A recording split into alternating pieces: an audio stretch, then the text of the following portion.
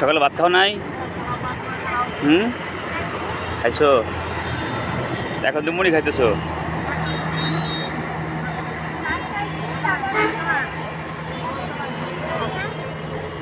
হ্যাঁ, তাই মুড়ি খাও। ভাত খাইছিলে সকালে? কী দা ভাত খাইছো?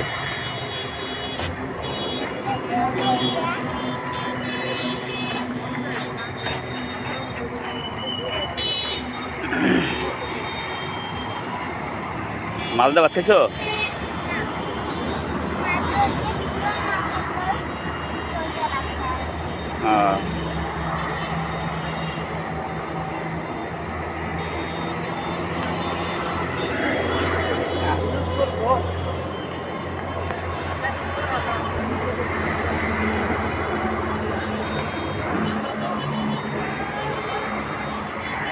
এই নাও, এটা নাও,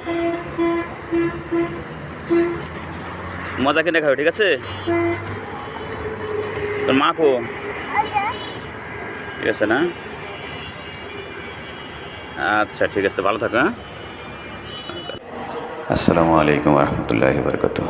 আমি হঠাৎ ব্রিজ দিয়ে উঠছিলাম গাজীপুরে, একটি ওভার ব্রিজে দিয়ে উপরে উঠছিলাম। এই সময় চোখে পড়লো অনেক কিছু, যা দেখে অবশ্য আমি হতবাক।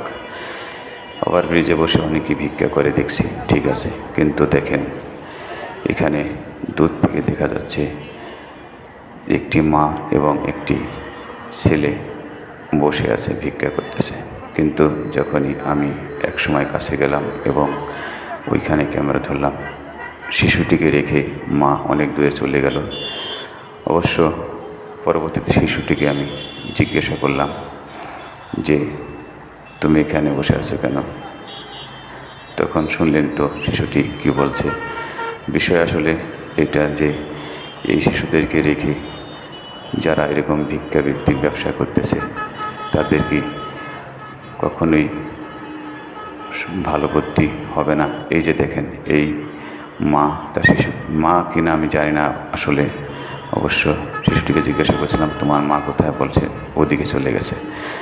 তো আমাদের সমাজ আর কবে উন্নত হবে, কবে ভালো হবে? এখানে দেখা গেছে মাটা খুবই সুস্থ, সে ইচ্ছে করলে কাজ করে খেতে পারে, জানি না কেন সে ভিক্ষা করতেছে।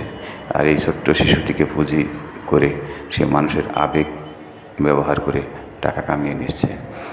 এই ধরনের সমাজে মানুষের যে দুর্বলতা, আমাদের যে আবেগের দুর্বলতা তারা ব্যবহার করছে, এটার কতদিন চলবে?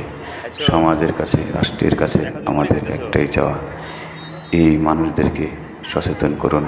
আর আমরা যারা এগুলো দেখে আবেগে আপ্লুত হয়ে পড়ি তাদেরও সচেতন হতে হবে যে আসলে পিছনে কি আছে। এই শিশুটা তো অবুঝ,